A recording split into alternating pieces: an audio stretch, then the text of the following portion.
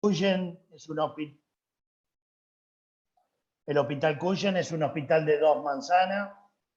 Esta es una foto actualizada, esta es la guardia nueva, esta es la fachada principal, sala de traumatología, terapia intensiva, sala de clínica, sala de máquina, el tanque de agua. Esta es sala de neurotóxico, hospital de día, sala de neurocirugía también, arriba de neurotóxico, la capilla, todo el bloque de maternidad, el bloque de cardiología y cirugía plástica, cirugía general, sala 7, sala 6 y sala 5, que es urología, y esto es cirugía de hombres. Dentro de cirugía de hombres, en el subsuelo, se encuentra la sala penitenciaria, que es el único hospital en Santa Fe, en la provincia, que tiene internación de sala penitenciaria, que es donde se internan los privados de la libertad. Es si alguien no lo conoce, son celdas con internación que tienen enfermero y los residentes, los médicos de staff o el que tenga que atender, baja hasta allí con seguridad, con protocolo, se le van abriendo las distintas puertas, las celdas, con un personal de servicio penitenciario y se atiende a los privados de la libertad que puedan tener una apendicitis, una fractura, una colecititis, pancreatitis o lo que sea. El hospital es de referencia de todo el centro norte de la provincia, con un área de referencia de aproximadamente 1,5 millones de habitantes. Es un hospital de tercer nivel de complejidad. Digamos, tenemos todas las especialidades, desde cirugía, cardiocirugía o cirugía cardiovascular, trasplante renal, hasta cirugía ambulatoria de menor complejidad o las especialidades clínicas. Tiene una superficie de 2 manzanas.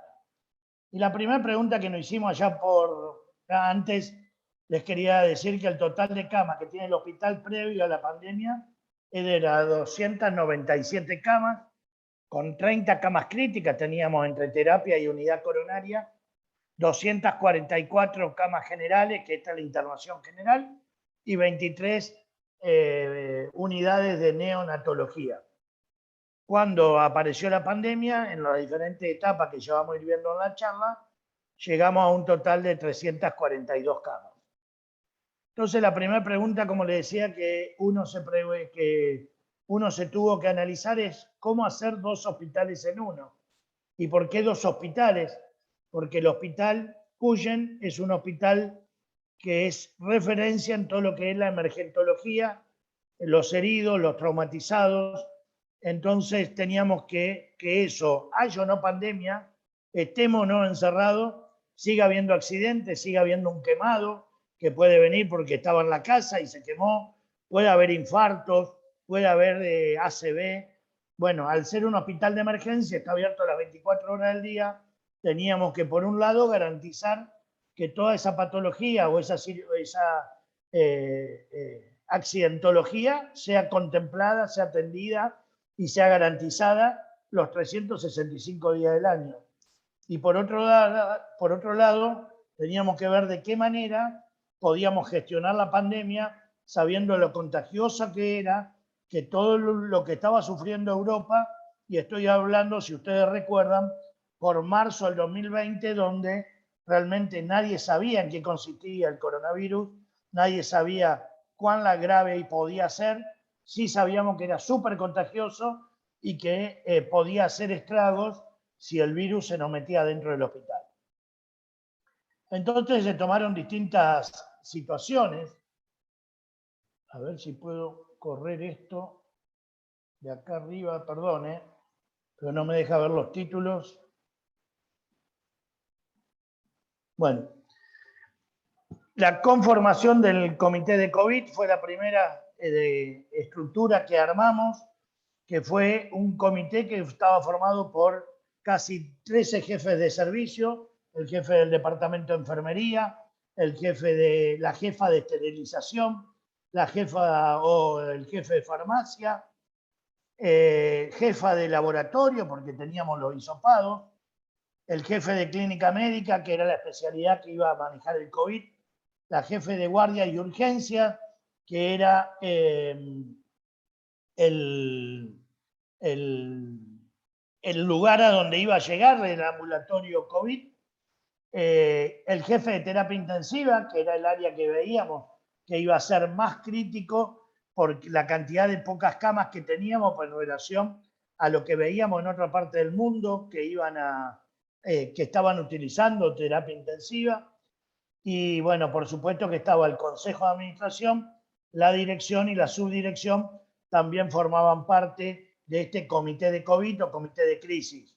Nos juntábamos todos los días a las 9 de la mañana vía Meet y de lunes a domingo en la primera etapa para poder organizar el hospital y tomar las decisiones como fue empezar suspendiendo las cirugías programadas, suspender la visita, suspender las distintas modalidades de ateneos entre los residentes, donde se juntaban 20, 30 residentes a discutir un caso, se los empezó a asesorar para que esto se haga vía Meet, cuándo usábamos barbijo, cuándo no, quién debía usar barbijo, quién no. Todo esto se decidía en las reuniones del comité de COVID.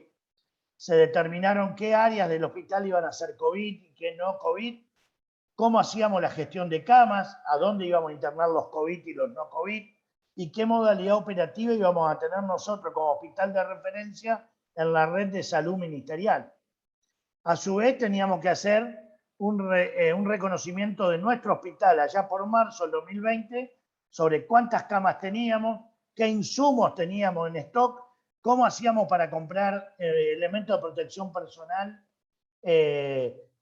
para poder tener estoqueado, pero a su vez que no se los roben, que no se malusen, porque sabíamos que todavía allá por marzo, abril no había casos y lo íbamos a necesitar para cuando los casos empezaban a multiplicarse.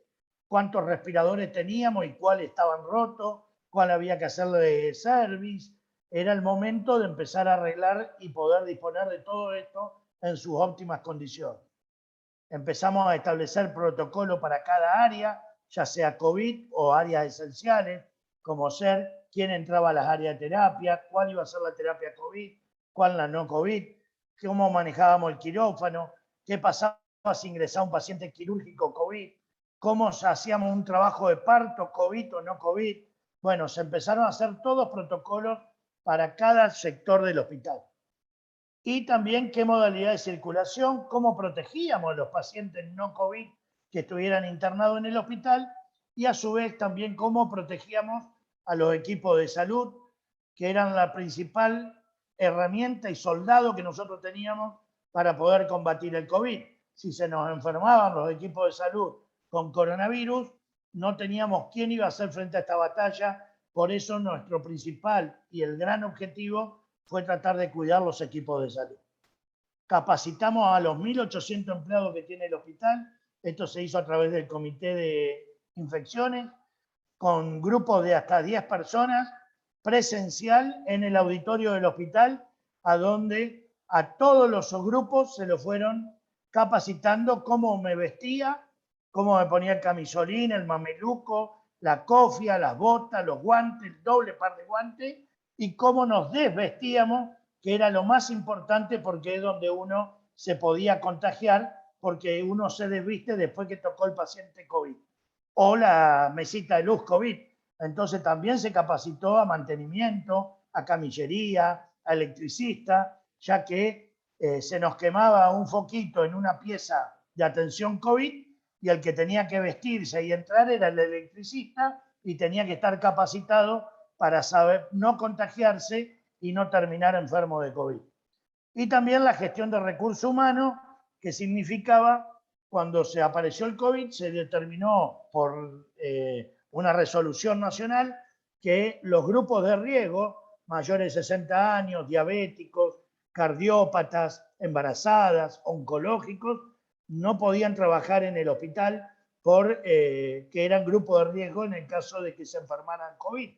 Nosotros de un día para el otro, el Hospital Cuyen quedó con 240 empleados menos de los 1.800 que constituían este grupo de riesgo. Hubo que hacer uno por uno, ver cuál era la importancia de su trabajo en las áreas que trabajaban para ver si eran reemplazados o no, para poder hacer la gestión de recursos humanos en el ministerio para que nos reemplacen ese personal. El gran objetivo de esta pandemia fue garantizar la seguridad del personal, la seguridad de los visitantes y la seguridad de los residentes o pacientes internados en el hospital. Esto es un poco lo que les decía recién. Era clave que el personal no se contagie, que los pacientes no se contagien y sobre todo saber cómo podíamos aumentar la capacidad de respuesta del sistema de salud al brote de COVID. Cómo podíamos nosotros aumentar la cantidad de camas críticas en el caso de que haya un brote de salud. Y por otra cosa, disminuir el riesgo de que el hospital se convierta en un centro amplificador del brote. Es decir, nosotros necesitamos que el hospital no sea un lugar a donde se contagie un paciente y se contagien 20, o un personal del hospital que esté contagiado y vaya a trabajar, nos contagie toda una sala de internación COVID. Un segundito, ahí sigo. Quiero sacar esto porque no me deja ver los títulos.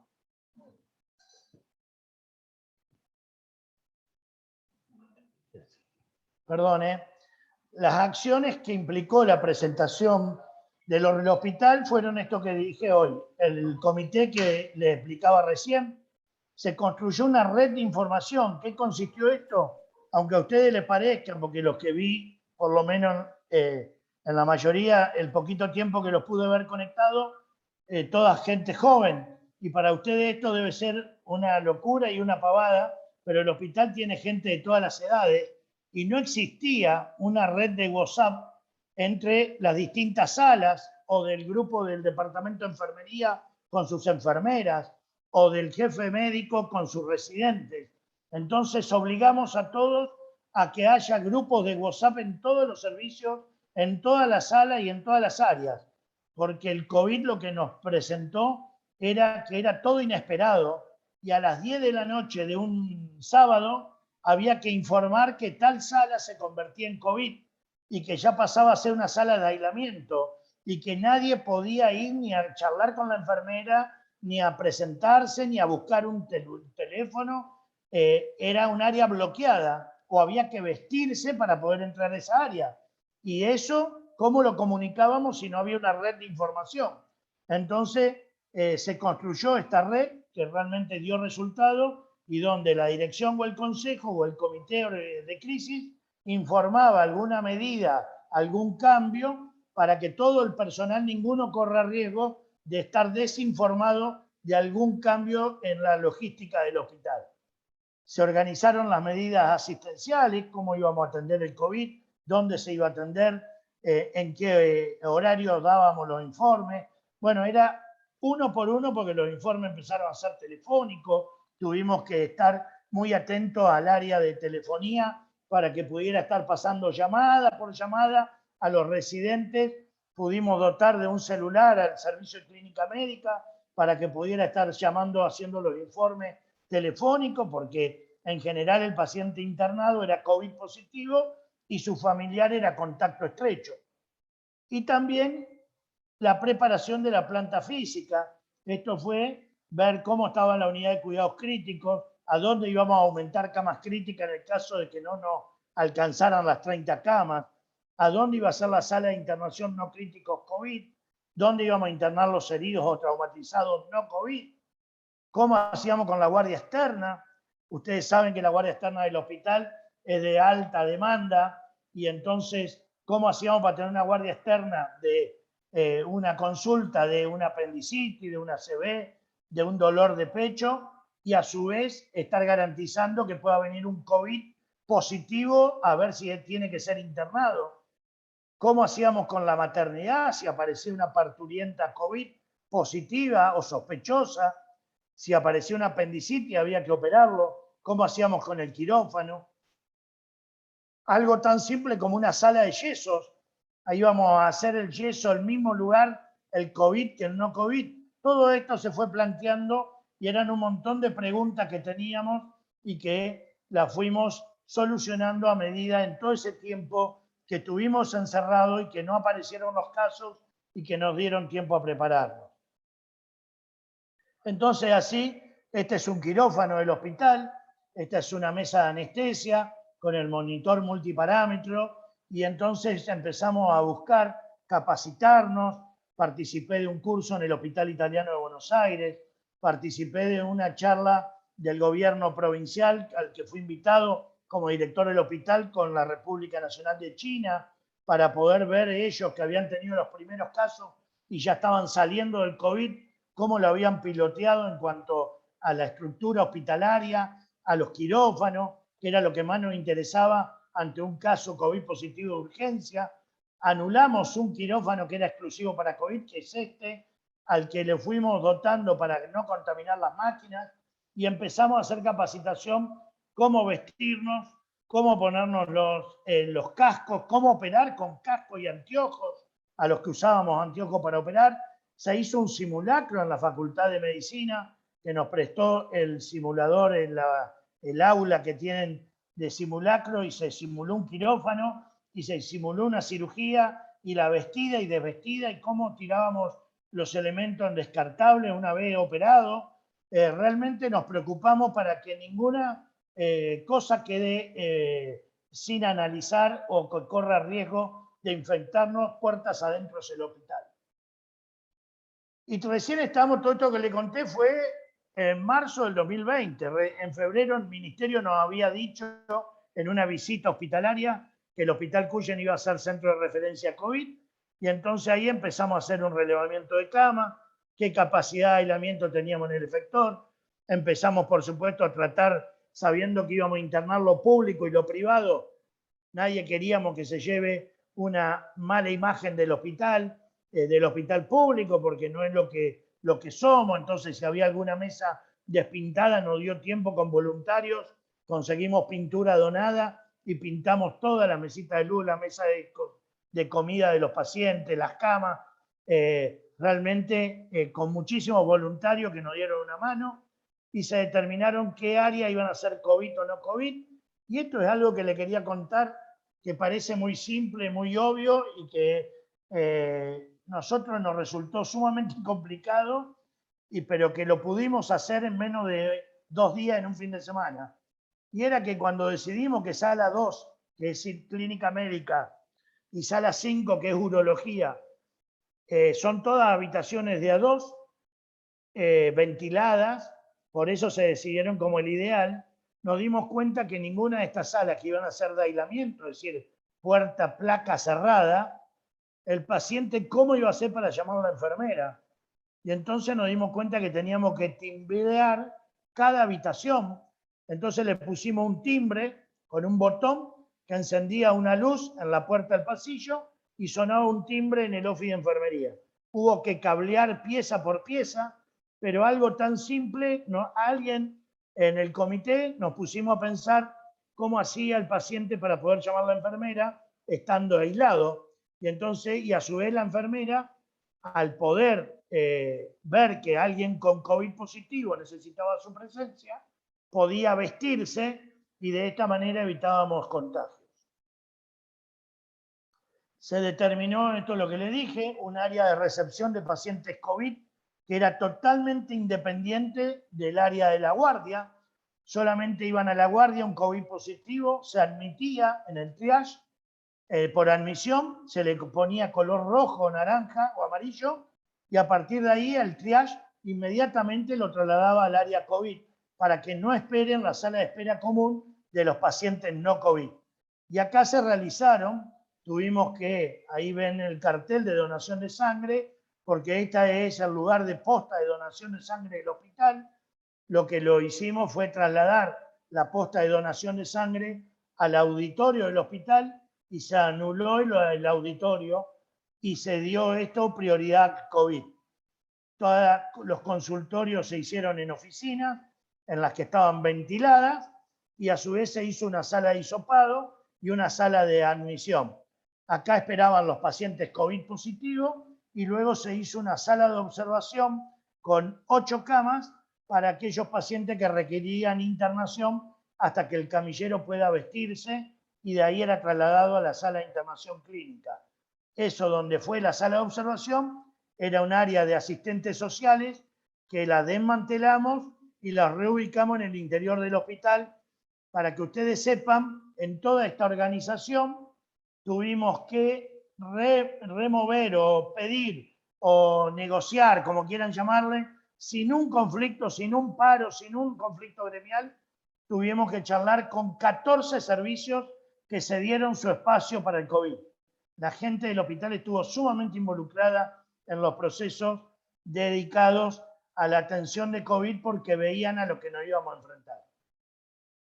Entonces, el 20 de marzo del 2020 se dio por el Gobierno Nacional en el inicio obligatorio de aislamiento social preventivo y obligatorio, una resolución nacional, un decreto, y el 21 de marzo, el día siguiente, nosotros tuvimos el primer paciente positivo internado, una chica que viajó de Brasil, que volvió de Brasil, y fue realmente un sábado a las 5 de la tarde, donde realmente nos agobió, había mucho miedo, hubo muchos llanto, personal de enfermería que no quería tomar la guardia, era sumamente desconocido a qué nos enfrentábamos.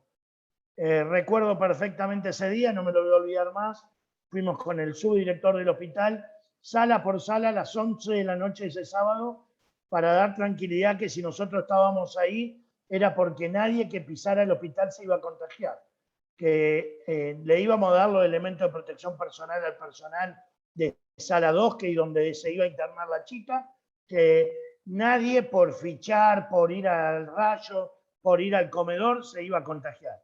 La verdad que había desconocimiento, todos pensaban que porque había pasado un COVID por el aire, nos íbamos a terminar muriendo todos, y todo eso hubo que enseñarlo. Se dispuso el 28 de marzo que tanto sala 2, clínica médica, como urología, iban a ser las salas de internación, y esto es lo que se disponía a la entrada de cada sala.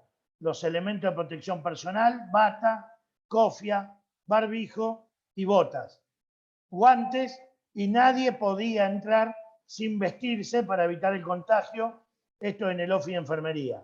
Por los pasillos sí uno podía ir de ambos como está el enfermero, pero una vez que entrabas a la habitación debía vestirse hasta el que servía la comida.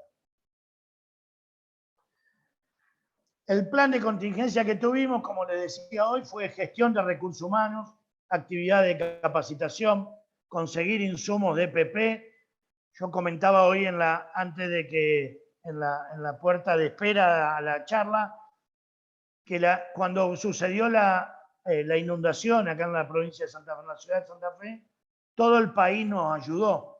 Llegaban donaciones de todos lados, llegaban ayudas, voluntarios. En esta pandemia lo que sucedió es que todo el país estaba en pandemia. Entonces el mismo proveedor que nos vendía los barbijos históricamente al hospital para quirófano, en este momento le estaba vendiendo a todo Buenos Aires, a Córdoba, a San Luis. Entonces era muy difícil conseguir un proveedor con barbijos. Había que comprar de a 1000, había que cuidarlo para que no se los roben, había que realmente hacer una entrega y un control sobre el uso y enseñarles a usar el barbijo. Y a partir de ahí pudimos cuidar para que ningún empleado, y convencimos a los empleados para que si cuidábamos los elementos de protección personal entre todos, cuando viniera realmente el pico de la pandemia, no nos íbamos a quedar sin elementos de protección como sucedió en otros lugares del mundo. Hicimos reorganización de las actividades esenciales y no esenciales. Esto es suspender las cirugías programadas, suspender el consultorio, suspender los ateneos presenciales de los residentes, todos los pases de salas se hacían virtual, todas las reuniones eran por Meet, no se juntaba más ni se aglomeraba gente en el comedor, cada uno debía comer en su lugar y en turnos separados que organizaban los jefes de servicio, los que estaban de guardia, para no se podía compartir el clínico con el cirujano en la comida, que antes era algo común cuando uno era residente, nos juntábamos a comer con cardio, con cirugía, con clínica. En este caso, cada uno debía manejar su burbuja.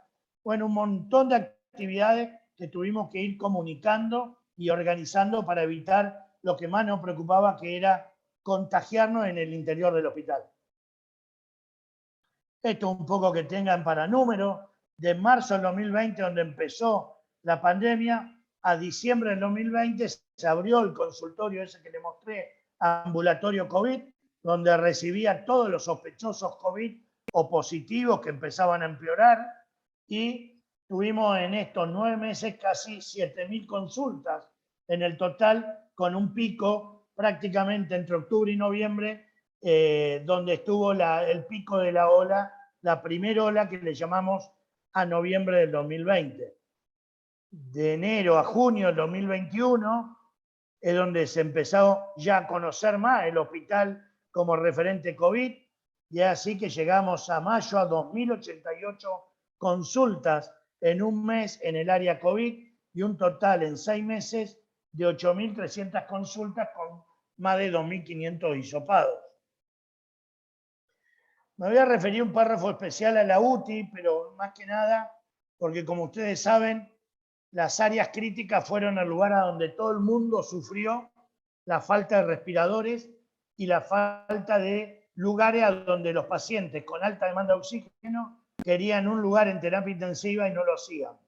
En base a lo que aprendimos de allá, empezamos a ver con qué contábamos nosotros en la primera ola, y entonces en los primeros meses del 2020, preparándonos para esta primera ola, vimos que nosotros teníamos una terapia intensiva con 12 camas, que es la terapia de más alta complejidad, pero donde algunos boxes eran con puerta, pero otros boxes eran abiertos, por lo que esta terapia no la podíamos contar para atención de pacientes COVID, ya que si uno pone un COVID acá, por el aire acondicionado central, puede contagiar al paciente no COVID que internemos acá. Entonces esta terapia se dejó para UTI no COVID con 12 camas, porque sabíamos que íbamos a tener que seguir atendiendo accidentados, heridos, ACV, peritonitis, que podían requerir terapia intensiva. También tenemos una terapia que le llamamos UTI-B, que es un lugar de 7 camas, pero con separación tipo cortinado entre cama y cama, y que esta sala se destinó a un aislamiento de cohorte COVID. ¿Qué significa esto? Que solamente puede haber COVID positivos. No podemos poner un sospechoso o un no COVID con otro paciente COVID. Entonces, en esta sala UTI-B se destinaron 7 camas que eran todas COVID positivas, y todos los enfermeros, mucamos que trabajaban acá estaban vestidos con protocolo COVID. Y esta es la unidad coronaria histórica del hospital, con 11 boxes, todos boxeados con puerta, lo que nos permitió que este sea el primer lugar para atención de pacientes COVID positivos. Fueron las primeras 11 camas que dispusimos cuando recién arrancaba la pandemia, y unidad coronaria se trasladó a lo que era la sala de cardiología recientemente inaugurada por la Sociedad de Beneficencia para la sala común de cardio. Se lo dispuso con respiradores y se dispuso, hablamos con el jefe de cardiología, que en lugar de estrenar la cardiología, la iba a estrenar unidad coronaria. Se mudó unidad coronaria para allá y se pudo abrir esto como terapia COVID. En total, como ven, terapia intensiva quedó con 30 camas críticas, de las cuales 18 eran destinadas a COVID y 12 para no COVID. Como la pandemia no nos dio respiro en esa primera ola, allá por noviembre del 2020 tuvimos que habilitar un área accesoria a esa sala de cardiología que inauguró la Sociedad de Beneficencia, y en una pieza donde había 5 camas generales pudimos hacer un anillado de oxígeno con los paneles a inaugurar reciente, con los 3 gases, oxígeno, aire comprimido y aspiración, y pudimos hacer 5 camas más de terapia, también en un aislamiento de cohorte, que en este momento la tuvimos que utilizar para camas COVID, ya que no dábamos abasto con las 18 que teníamos en la parte de terapia intensiva. Por lo que ahora se hizo una UTI-C con 5 camas más, todas COVID, lo que ya nos hacía la cifra de COVID a 23 camas COVID, más 12 camas no COVID, más 12 camas de unidad coronaria, que no las cuento dentro de las camas críticas. Esta es una estadística de terapia intensiva en la primera ola. Entraron en 7 meses 395 pacientes tanto COVID como no COVID a la terapia intensiva del Cuyo. De esos 395, 163 eran COVID positivos, con un promedio de edad de 58 años. La mortalidad global que hubo de pacientes COVID fue menor al 50%, aunque parezca un montón, digamos, de cada 10 se morían casi 5 pacientes, pero comparado con una estadística mundial es una muy buena estadística de mortalidad. Sí es muy alto la necesidad de asistencia respiratoria mecánica, es decir, de respirador que necesitaron esos pacientes, que superó el 60%.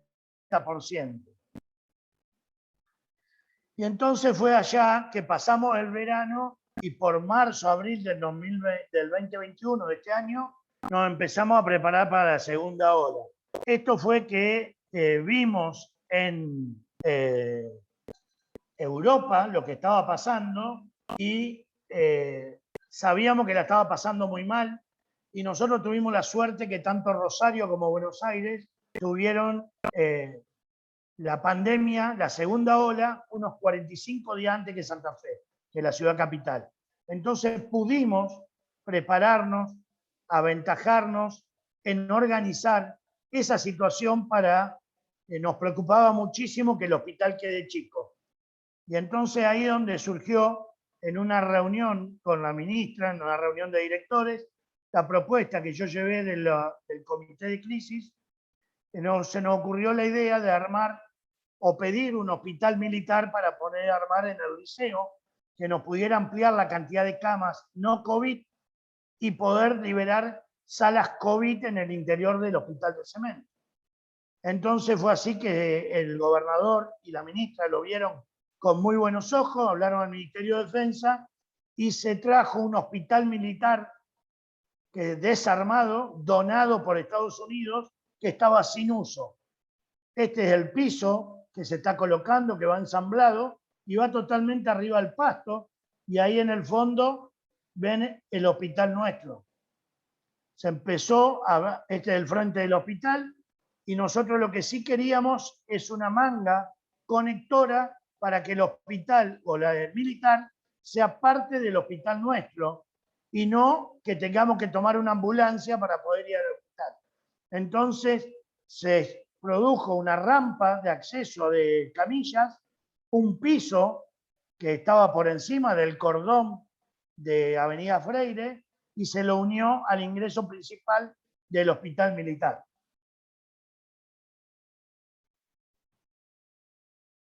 Acá tiene una foto terminada, está la manga conectora, las dos calles de Avenida Freire y el hospital militar, que tiene 33 camas. Son 4 peines, los cuales nosotros dispusimos que iban a ser todo en no COVID. Se valló todo con media sombra y alambrado tejido para poder aislar al colegio liceo, que es un colegio de primaria y secundaria y jardín, para que nada tengan que ver con una institución de salud, por el miedo de los padres, por lo que se tomaron todas las medidas para que nosotros podamos trabajar.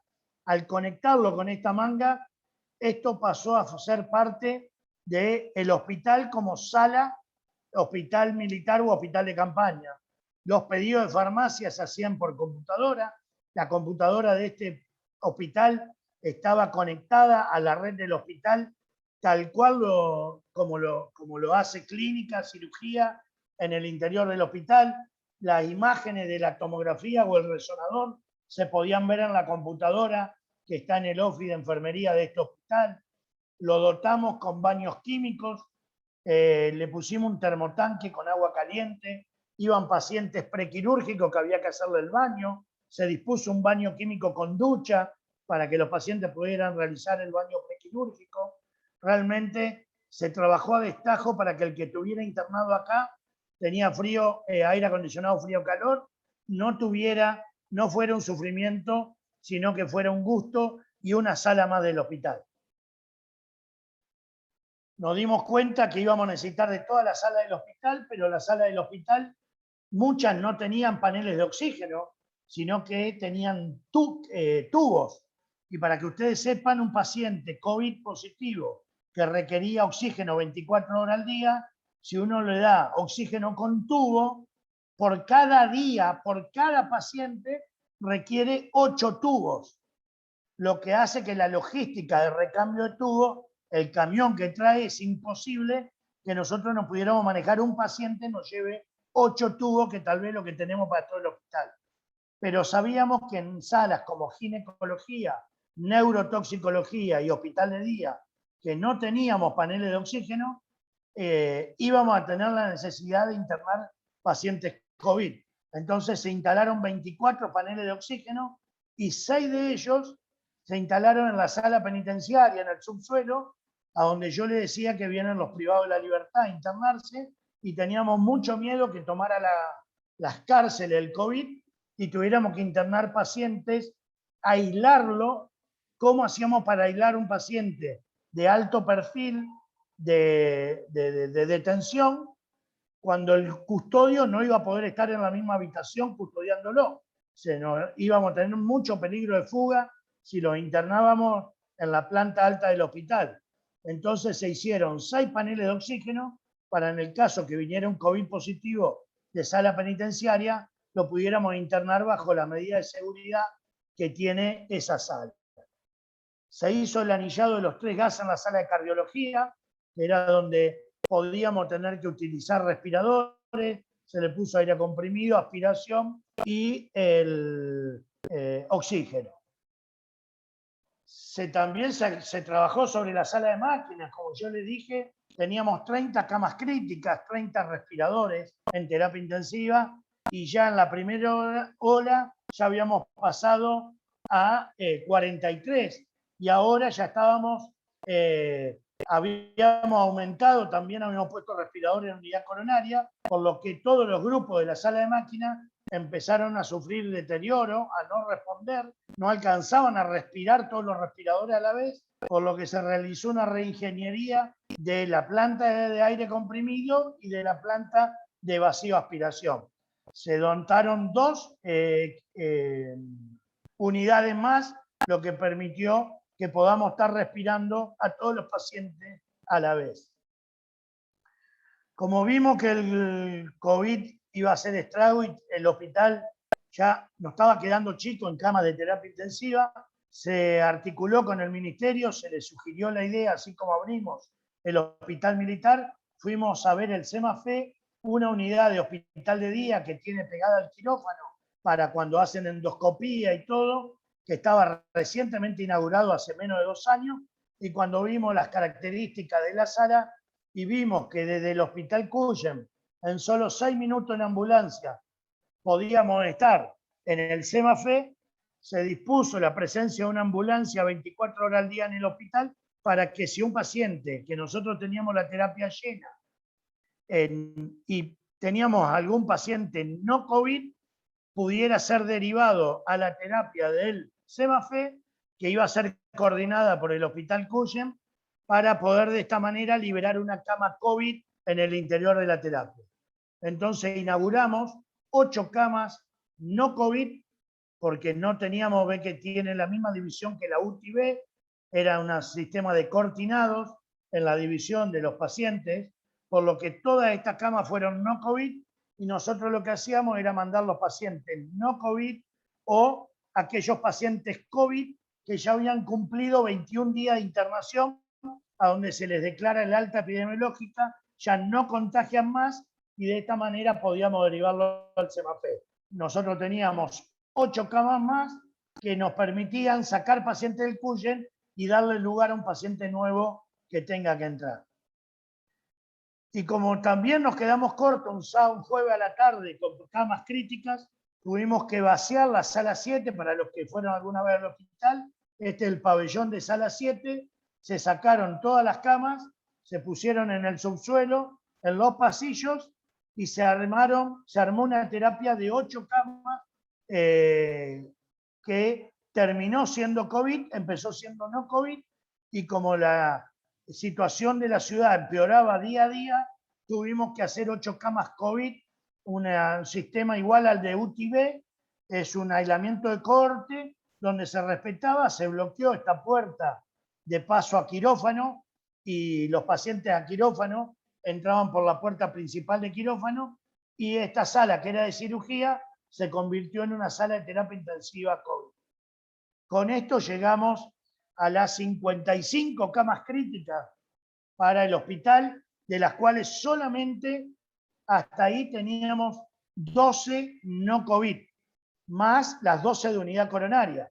Como después de esta, en la segunda ola fue muy brava, seguíamos con necesidad de camas, se dispuso que la unidad coronaria quedaba solamente con 3 camas. Todos los otros pacientes coronarios se derivaron a la parte privada y los 9 camas restantes se utilizaron 3 para no COVID y 6 para COVID también, porque no dábamos abasto con la atención de pacientes COVID. Con esto ya llegábamos casi a un total de más de 60 camas y el último lugar a donde pudimos o tuvimos que hacer por necesidad fue en la guardia central del hospital, la sala de observación, donde tuvimos que hacer 5 camas respiradas más COVID para llegar a un total de 60 camas críticas. Esto es para que vean cómo día a día se cambiaban las cosas en el hospital y uno debía recorrer los pasillos, gestionar, hablar con los empleados para convencerlos que iban a empezar a atender pacientes COVID, que no les iba a pasar nada, que iban a volver a su casa y su familia no se iba a contagiar, porque nadie quería que en su sala se atienda COVID. Y esto es lo que le quería mostrar. Hoy le mostré la primera ola en terapia intensiva y esta es la segunda. En 7 meses, les dije, entraron 163 pacientes a terapia COVID. 163 en 7 meses. En un mes, en la segunda ola, entraron 73. Era impresionante cómo pacientes de clínica esperaban lista de espera para poder entrar a terapia. Y hacíamos cama a cama porque nos habíamos comprometido el equipo entero a que nadie se iba a quedar sin ser respirado. Fíjense, 160 pacientes en 7 meses, en 70 pacientes en solo un mes. Bajó la promedio de edad de 58 a 51 años, mucho más jóvenes.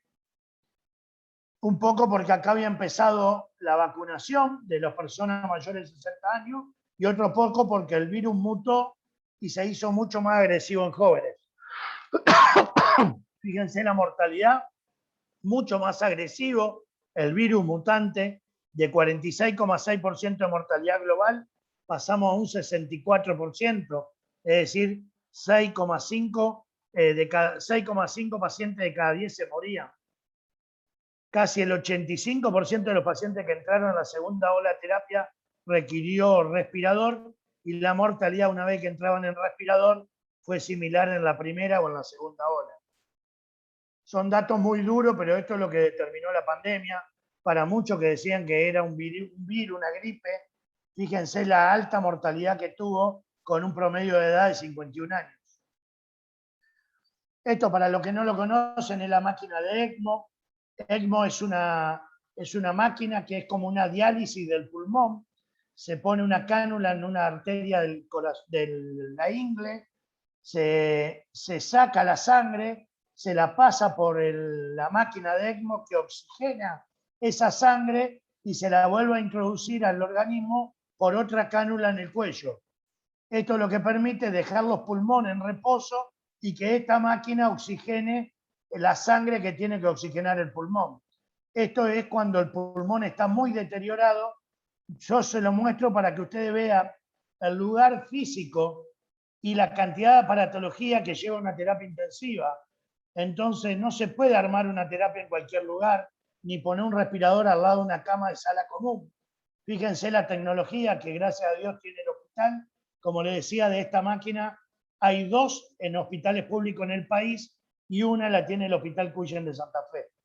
Tuvimos 5 pacientes en ECMO, que 2, gracias a Dios, hoy los vi, ya me vinieron a saludar a la dirección caminando y se salvaron y pudieron salvar su vida después de casi 60 días en respirador. Esto para que tengan un poco, fíjense el consumo de elementos de protección personal. Esto es lo que gastó entre marzo del 2020 a diciembre del 2020. Barbijos quirúrgicos, que son los comunes, que se usaban únicamente para operar en el hospital. Acá lo usa todo el hospital y lo usan los pacientes también COVID positivo. 277.704 barbijos en esa primera ola.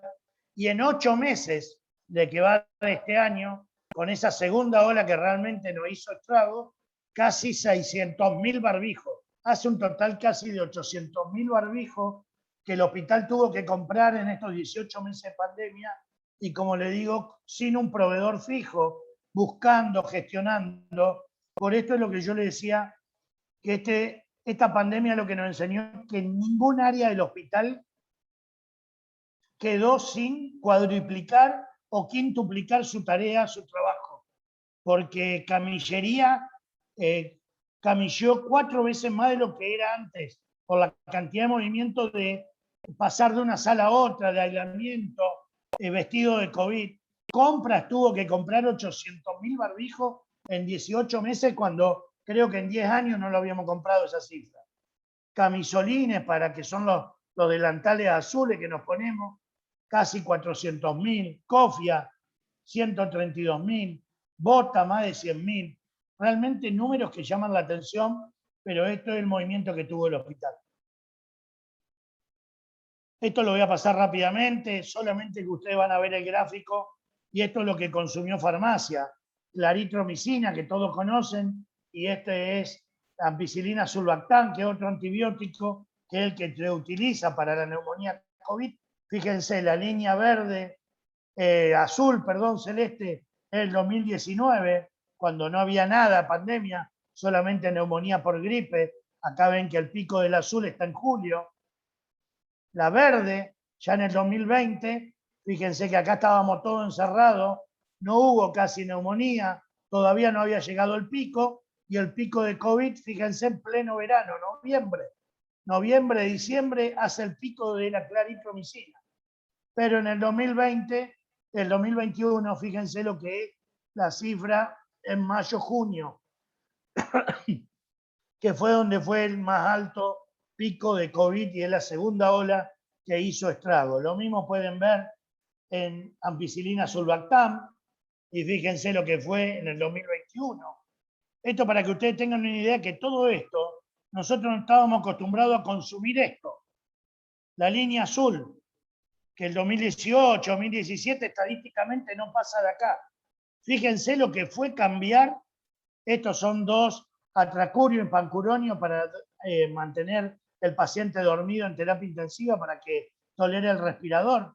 Todo esto hubo que buscar proveedores, buscar plata, por supuesto, y que el sistema de compra funcione para poder garantizar que el paciente no se nos despierte con respirador. Todas las mismas curvas. Fíjense lo que era el 2019, el 2020. Barbijo descartable N95, este es el del hisopado. Lo usábamos únicamente para las tuberculosis. Casi nada en el hospital en el 2019. A otra vez la curva en el noviembre del 2020, y fíjense lo que es en el 2021. 2.500 barbijos N95 en un mes. Guantes de látex, 400.000 guantes en junio del 2021. 400.000. Esto, imagínense que el mes de julio hay que tener garantizado que haya guantes. Hubo que salir a comprar porque fíjense de la diferencia entre el 2019 y el 2021. Y el oxígeno gaseoso medicinal, que esto, sin lugar a duda, era la vedette del tratamiento del COVID, y que aumentamos. Por supuesto que no pudimos salir a comprar más oxígeno. Sí hablamos con el camión y el consumo de oxígeno se quintuplicó, por lo que el camión, de venir 2 veces por semana, tuvo que hacer una logística y nos venía a llenar la chancha, que le llamamos, que está sobre Lisandro de la Torre, todos los días de la semana. Pero empezamos a tener este problema. Al aumentar tanto el consumo, los condensadores se empezaron a congelar por el alto consumo de oxígeno. Tuvimos que hacer un sistema de riego desde acá arriba de los tanques que esté prendido las 24 horas. Tuvimos que instalar una bomba con un sensor que automáticamente prendiera el duchador para que vaya descongelando. Y esto en invierno, como fue junio de este año, el frío hacía congelar más, no lográbamos descongelar esto y teníamos mucho problema porque a veces el hielo congelaba los caños y no dejaba que el oxígeno llegue gaseoso hasta los respiradores. Les quiero mostrar un servicio que nada tiene que ver con la atención médica, como puede ser el lavadero, pero que realmente ustedes van a ver, por esto les decía, de todas las áreas del hospital involucradas. Y el lavadero pasó de lavar, y acá no hubo refuerzo de recursos humanos, todo con el mismo personal del hospital que teníamos en el 2019. Y en el 2019 se lavaban 750 sábanas promedio mensual en terapia intensiva, con esas 30 camas que yo le hablé, y pasamos a lavar 1.800 sábanas. Lavábamos 600 en unidad coronaria, pasamos a lavar 1.200. Sala 2, clínica médica, COVID, 600 de promedio mensual, pasamos a 1.050. Y sala de guardia, que era la sala de observación, y se agregó la sala de observación COVID, duplicó también su número. Como esto no es poco para nuestro empleado, para que nos saquemos el sombrero, Lavadero también asumió la responsabilidad de lavarle al 107, que se tuvo que empezar a vestir con los mamelucos. Y entonces empezamos a lavar los mamelucos del 107, que se reesterilizan, y se lavaban 800 por mes. Y se empezó también a lavar los mamelucos del Semafé, que no tiene lavadero, para los hisopados, los que realizaban los hisopados en la carpa de Semafé, casi un promedio de 1.000 mamelucos por mes, aparte de toda la sábana del hospital. Y este es el trabajo, así se secaban los mamelucos y después se colocaba. Le quiero dejar esto a referencia de lavadero como un servicio ajeno, pero cuando se armó la carpa militar que le mostré, hubo que vestir 30 camas y no teníamos colcha, cubrecamas para esas camas, y costurero hizo en 2 tardes 30 cubrecamas para poder vestir las camas para poder acostar los pacientes. Mantenimiento, refrigeración, como dije, electricista al timbreado. No quedó ninguna sala, tomografía, diagnóstico por imágenes. No sé, no me quiero olvidar de nadie. Compras, estadísticas, se triplicaron los ingresos. ¿Todo esto qué significa? Que es un trabajo en equipo. Nadie lo puede hacer solo. Acá están los integrantes del Consejo de Administración.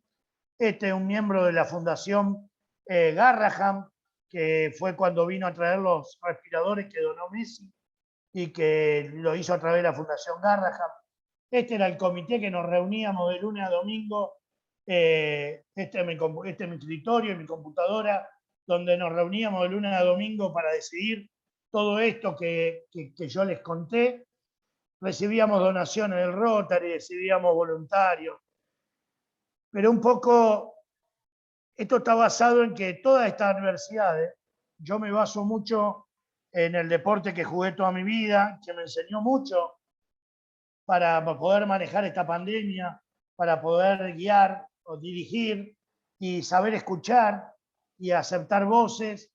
Y entonces nos dimos cuenta, con este ejemplo que les quiero mostrar, yo soy amante de este deporte, y cuando nos enfrentamos a los poderosos, este es el mejor equipo de rugby del mundo, si aunque todos empujemos para el mismo lado y hagamos la misma fuerza, si estos poderosos son mejores o son más fuertes, como era este virus, nos iban a doblegar posiblemente y terminemos perdiendo esta contienda.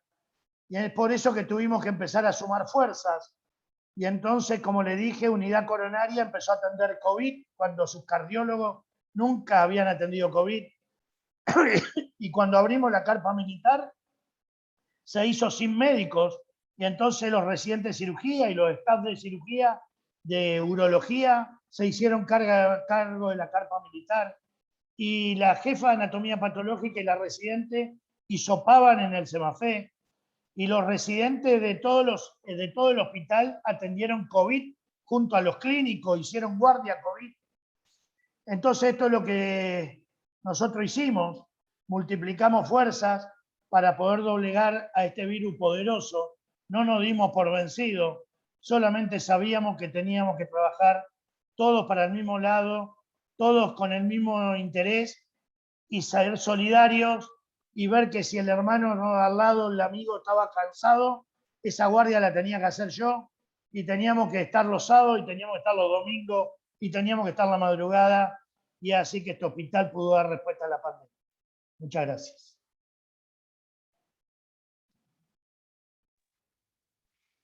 Bueno, realmente, Juan Pablo, muchísimas gracias por esta charla. Realmente es increíble e impecable también el trabajo que se ha desarrollado desde el hospital.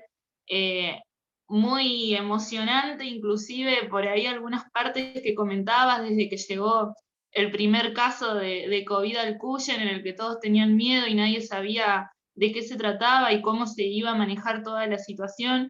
Totalmente entendible también lo que muchas personas del personal de salud sentían y padecían también en ese sentido, siendo que, bueno, seguramente más de uno acá tiene algún conocido o algún familiar, digamos, dentro del personal y que ha podido vivir una experiencia bastante cercana también en ese sentido.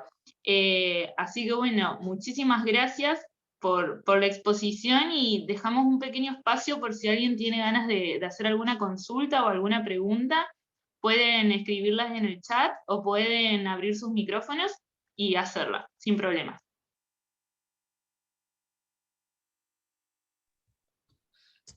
Yo tengo una pregunta. Sí, adelante. Sí. Bueno, primero que nada, felicitarlo y agradecerle tanto por todo este tiempo, digamos, de gestión y toda la presentación de hoy. Y preguntarle también cómo ve la situación actual ahora en el hospital y cuáles son las proyecciones de acá hasta marzo, que sería todo el verano, digamos. Bueno, te agradezco por las felicitaciones y hoy el hospital está mucho más tranquilo. Hoy el hospital es 100% no COVID. Nos quedan solamente casos sospechosos y el hospital hoy está en una dura tarea que es reorganizar nuevamente el hospital hacia el no COVID. Tenemos que dar respuesta a muchísimas patologías que quedaron postergadas en estos 18 meses, como la cirugía programada, vesícula, hernia, fractura de cadera, menisco, rodilla. Bueno, es realmente impresionante la lista de espera que tenemos. Desde el 1 de octubre se vuelven todos los quirófanos a la normalidad, todos los servicios vuelven a funcionar con sus días de quirófano habituales. Nosotros tenemos diariamente 5 quirófanos que funcionan de lunes a viernes, de los cuales 2 funcionan hasta las 7 de la tarde de continuado y luego queda un quirófano abierto 24 horas al día para la urgencia. A su vez tenemos un quirófano de maternidad que funciona aparte para todo lo que es parto y cesárea para no interrumpir el quirófano central. Hoy la expectativa está dada fundamentalmente en lo no COVID.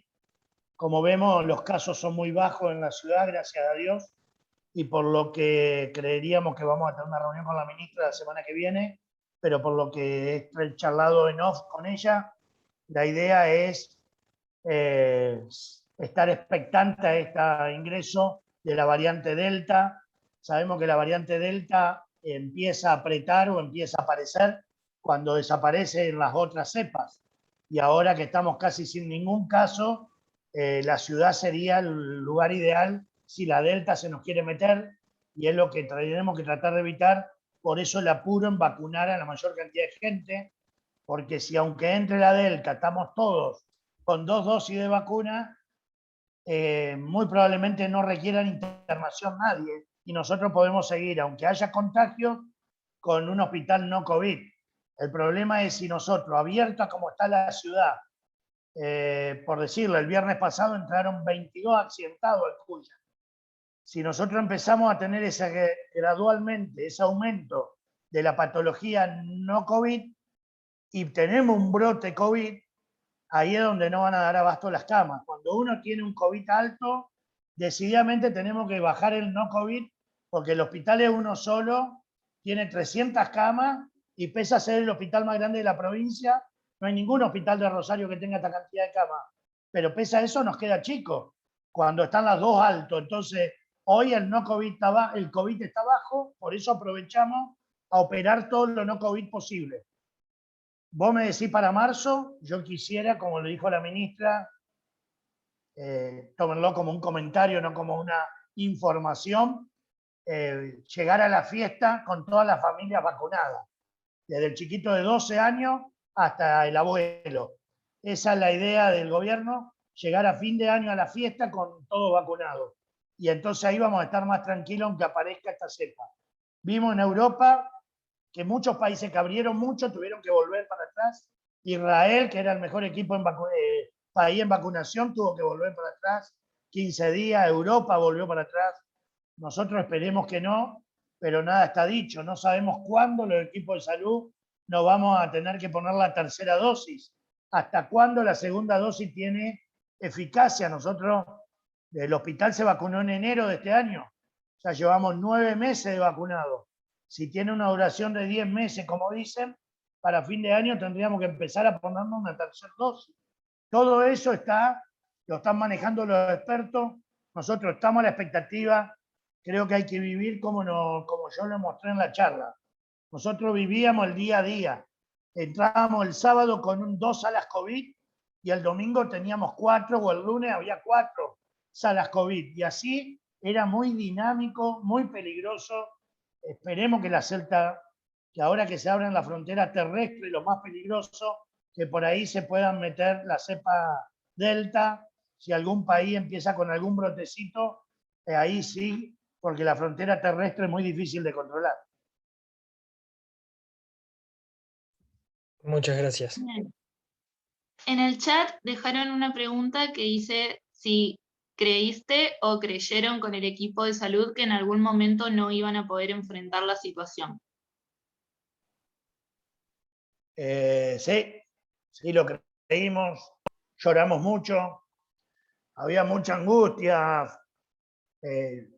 particularmente yo lloraba en casa, no me gustaba llorar en el hospital, no quería demostrar debilidad, no quería demostrar angustia porque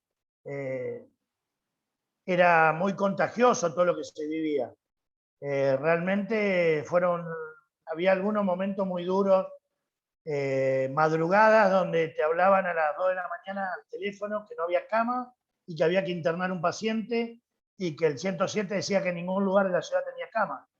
Bueno, ahí donde jugaba el papel el director, hablábamos a directores de sanatorio, aunque sean las 3 de la mañana, despertábamos, todos estábamos en la misma, nadie me dejó de atender el teléfono y cuando uno habla de director a director, sabe que hay una cama en algún lado y se hacía la cama y podíamos estar derivando al paciente, pero esa angustia de que te llame alguien llorando porque no daban más, porque estaban cansados, cuando tuvimos yo sufrí mucho, tuve mucha angustia cuando el director del Iturraspe estuvo en terapia intensiva, COVID positivo, cuando se nos murió el encargado del 103, del COVEM, personas que uno conocía personalmente. Y bueno, uno veía que abría sala y se ocupaban esa última sala, la UTID, que nosotros llamamos de 8 camas en el pabellón, de sala 7, la abrimos a las 11 de la mañana, la habilitamos y eran las 5 de la tarde y estaban las 8 camas ocupadas. No lo podíamos creer. Entonces, en ese momento donde uno dice, bueno, hasta acá llegamos, ¿qué hacemos? Y bueno, apareció el Semafé y apareció la sala de observación de guardia, siempre aparecía una idea, siempre escuchábamos, había que caminar mucho el hospital y por suerte pudimos salir. Pero si la pregunta es si pensamos en algún momento que nos iba a vencer, sí, por momento pensábamos, nunca pensé en bajar los brazos, pero sí en que por ahí nos iba a doblegar. Por suerte no sucedió.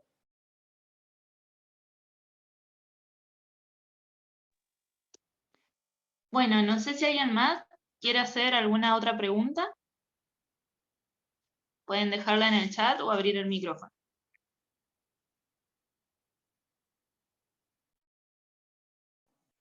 Yo les pido perdón por lo largo que fue, pero es muy difícil contar todo y uno se va acordando de anécdotas y que por ahí, yo más que nada para valorizar el trabajo que se hizo puertas para adentro, no mío, no del consejo, sino de la gente de abajo.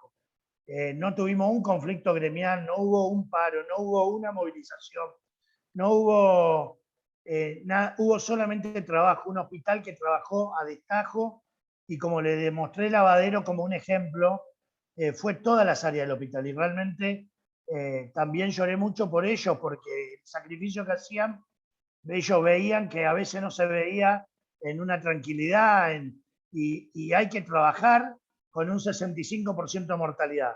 Es decir, uno trabaja para salvar vidas, uno lucha para que se vayan todos vivos, uno no le gusta salir a abrir la puerta y decirle a un familiar que se murió. Y acá de cada 10 en terapias, a 7 le decíamos que habían partido. Y pese a eso había que volver a agarrar ímpetu para salvar una nueva vida. Y esto fue lo más duro también. El alto porcentaje de mortalidad que este virus nos llevó. Entonces se murió gente conocida del hospital, se murieron familiares, se nos murieron amigos. Yo estuve internado mi hermano 10 días graves. Por eso es que le pido perdón que fue muy larga la charla por ahí, pero son muchas áreas para abarcar y no quería que ustedes dejaran de conocer más. Yo quería hacer una pregunta. Primero, agradecerle por el trabajo y felicitarlo. Me parece que es increíble. Eh, Casi impensado y iba un poco por ahí de lo que estaba comentando la pregunta. Si se ve reflejado este cansancio psicológico, sobre todo en las áreas críticas, en las personas que trabajaron y también dirigida a usted si en algún momento desde que empezó la pandemia pudo descansar o despejar la mente.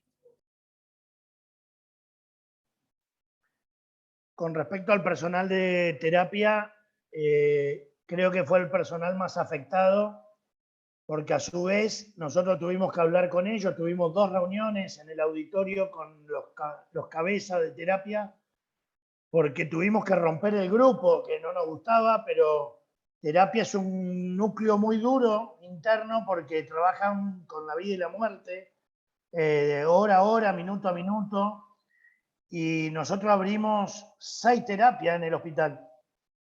Y a pre-pandemia había 2 no más. Pero las 4 terapias que abrimos, a veces la abríamos con personal que venía de la calle, que no tenía experiencia en terapia, o con personal del hospital de la misma sala como sala 7, que se quedó el mismo personal del hospital, pero no estaban capacitados para terapia intensiva. Entonces el bloque de terapia lo tuvimos que dividir para capacitar el resto. Entonces de los 60 enfermeros de terapia, 10 fueron a la UTI-C, 10 fueron a la UTI-D, 10 fueron a unidad coronaria, y así pudimos mezclar grupos para que siempre haya alguien con experiencia con alguien que estaba formándose, sabe de enfermería, pero por ahí no sabía de una cánula de alto flujo, de un respirador o de una vía central. Entonces todo eso nos permitió, y bueno, tuvimos por supuesto el sí de toda la gente de terapia, que seguramente en ellos nosotros se lo demostramos estaban prohibidas las licencias por parte ministerial y en el hospital en algún momento que aflojó la pandemia autorizamos 5 días de licencia porque sabíamos que el personal necesitaba estar 5 días con su familia sin ponerse el ambo, como decimos nosotros, y poder andar en chancleta. Y bueno, creemos que un mínimo gesto, imagínense que todo el personal de salud del hospital en este 2021 no se tomó más de 5 días de licencia. Nadie. Es decir, en el verano a veces le dimos 7 para que puedan agarrar el fin de semana, pero sí, creo que mentalmente fue lo que más lo afectó y creo que va a dejar secuela. Todavía no terminó el COVID, nosotros creemos que esto nos va a afectar indirectamente a todos Personalmente descansé muy poco en la pandemia, pero porque la cabeza anda mil, no porque, sino que me costaba, pero bueno, por mi trabajo, yo soy una persona que duermo 5 horas por día, no me victimizo por eso, y llegaba a casa y bueno, uno tenía la cable a tierra familiar, cenaba y yo a las 11 de la noche estaba en cama y si sonaba el despertador 2:30, ahí te desvelaba.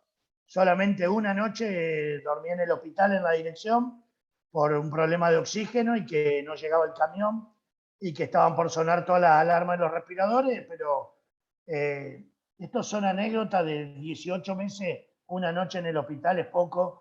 La verdad que fue un trabajo en equipo, si no estaba yo, estaba el subdirector, el consejo, éramos realmente un equipo de trabajo donde siempre había alguien para dar respuesta. Bien, ahí en el chat hay otra pregunta que dice, en base al personal de enfermería trabajando en el área COVID, hubo muchos enfermeros contagiados y si tuvieron que requerir al personal de otros lugares en base a la demanda. No recurrimos a personal de otros lugares, sí recurrimos a los refuerzos. Cuando abrimos la carpa militar, se llama una ampliación de servicio. Nosotros abrimos una sala nueva y aumentamos la capacidad del hospital en 30 camas. Ahí se hace un cálculo cuántos enfermeros se necesitan para garantizar la atención de 30 camas más. Entonces se le pide por nota al ministerio en esa fórmula cuántos enfermeros y cuántos mucamos necesitábamos para atender esas 30 camas más de ampliación de servicio. Pero no es que se sacó del Semafe para venir al Cuyen. Se contrataron enfermeros nuevos porque se amplió 30 camas el Hospital Cuyen. Con respecto a lo otro, tuvimos más que nada el aislamiento del grupo de riesgo que yo comenté en la charla. 250 empleados, de un día para el otro nos quedamos sin. Digamos, un viernes salió el decreto nacional y el lunes, de todos los que estaban en el horario de enfermería, no fue ninguno. Tuvimos que cubrir salas con guardia mínima y empezar a hacer esa gestión de recursos humanos, y ahí se contrataron o se pidieron enfermeros en reemplazo del grupo de riesgo que el ministerio nos iba dando, bueno, nos indicó que era el director del hospital con el área que él refiriera, tenía que hacer un control uno por uno de esos 250 y hacer un filtro de quién realmente, en qué área se necesitaba el refuerzo, porque era imposible tener plata para reemplazar a los 250.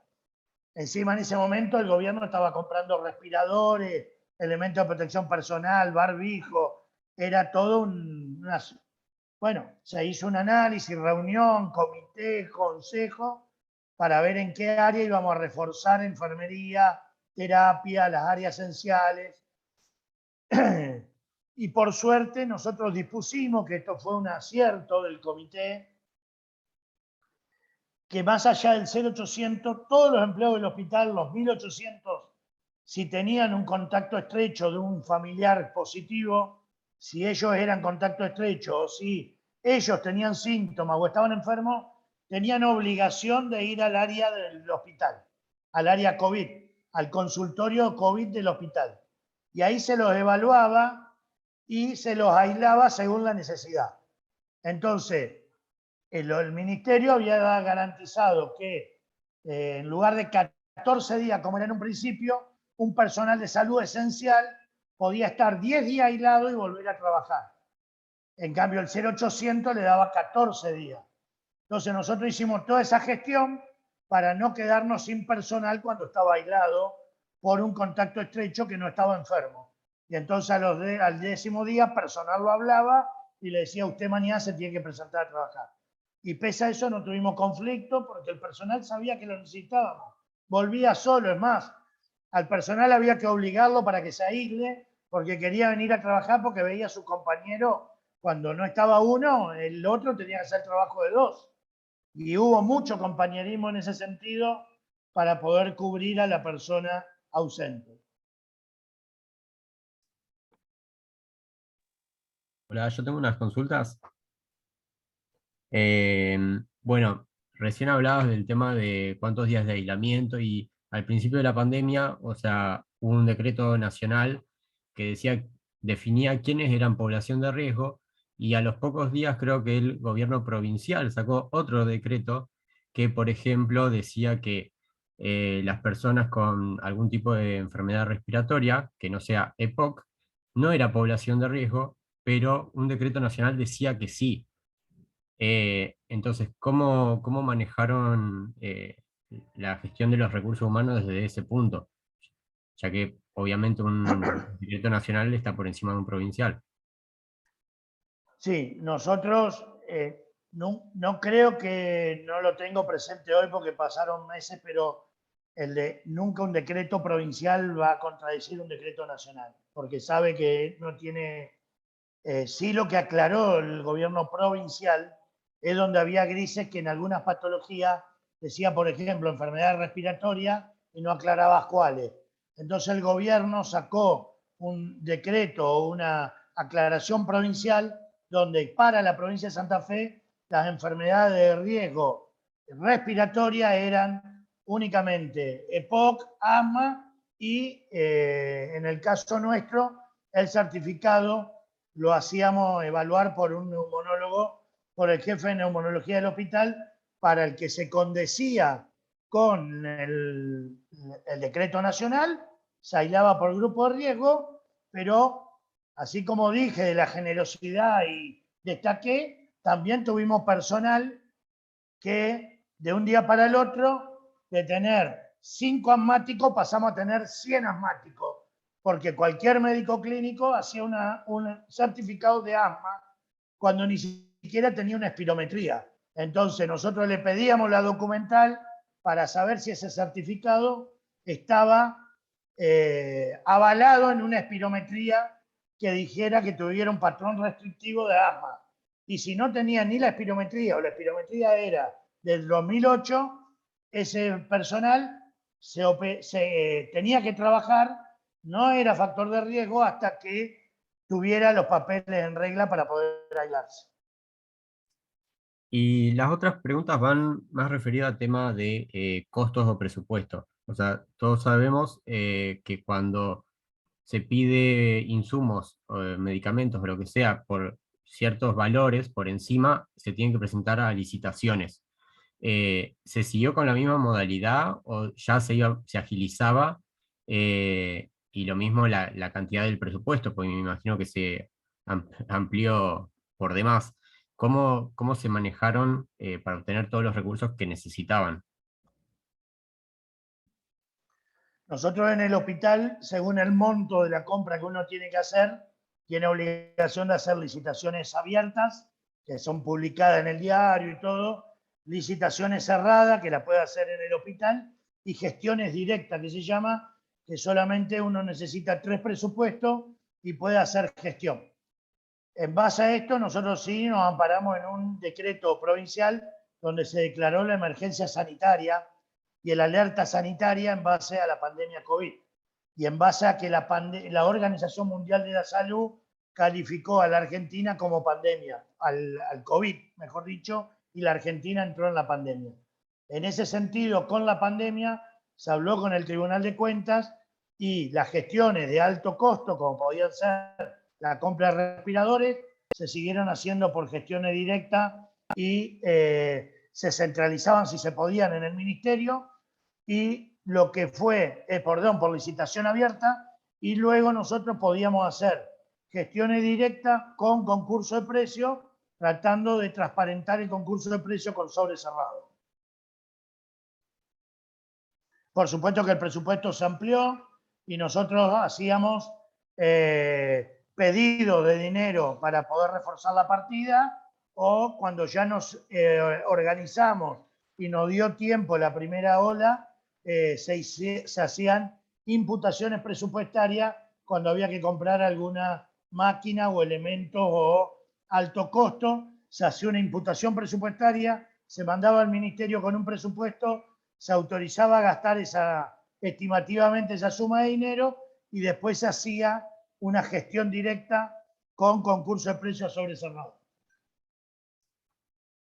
Gracias. Y la última consulta, si se sabe ¿qué costo promedio tiene un paciente que está en UTI sin COVID versus qué costo tiene uno que tiene COVID con ARM, por ejemplo? Si es mayor o no. Sí, sí, el módulo COVID, no me acuerdo ahora, pero tiene tanto en internación general como en terapia intensiva un porcentaje más caro de facturación.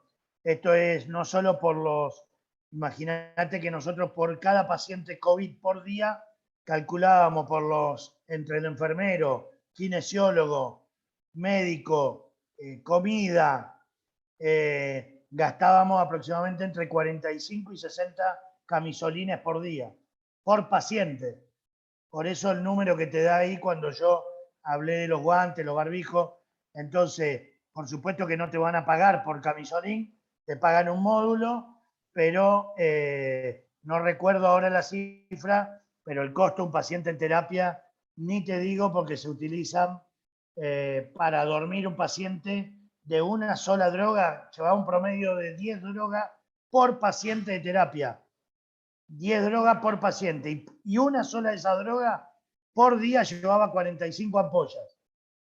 Así que si te calculo, no sé, no me da el número para calcularte, pero eso, más allá del costo, esto es lo que también, por eso puse los consumos de farmacia. No se reforzó farmacia, el mismo recurso humano, y yo estoy hablando de que de 30 camas pasamos a 65 y a ese nivel de gasto de ampolla. Entonces, un pedido de un fin de semana largo en farmacia para entregarle a la terapia, había que entregarle casi 800 ampollas y había que armar los carros, había que armar, porque las ampollas se entregan por paciente. Tenemos un pedido informatizado por paciente, entonces cada paciente hay que armar el pedido.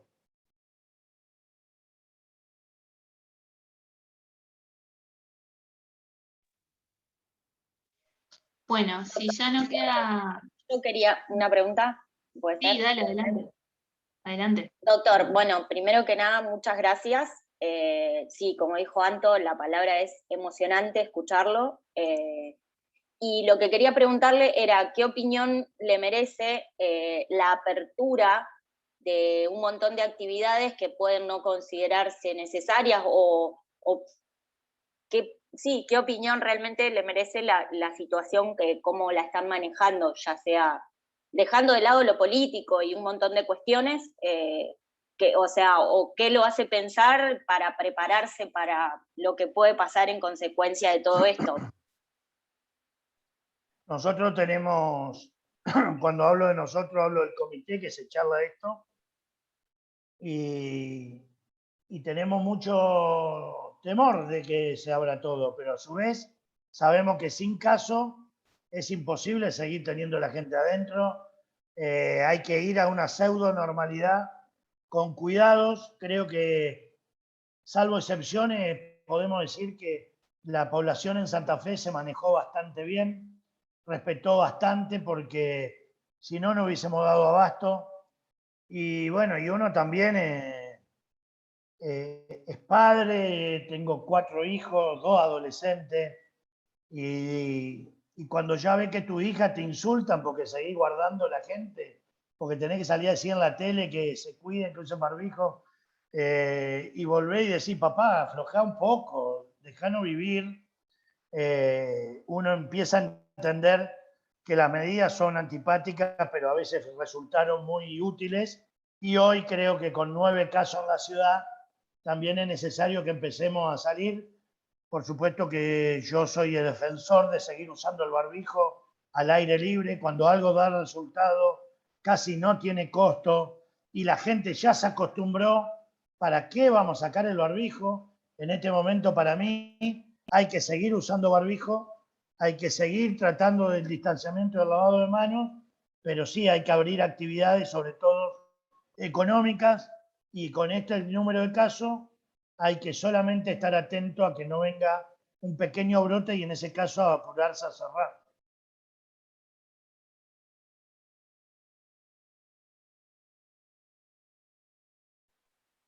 Sí, o sea, obviamente va a ser un cambio, un antes y un después en todos nuestros hábitos de higiene y de un compromiso social, más allá de cualquier ideología.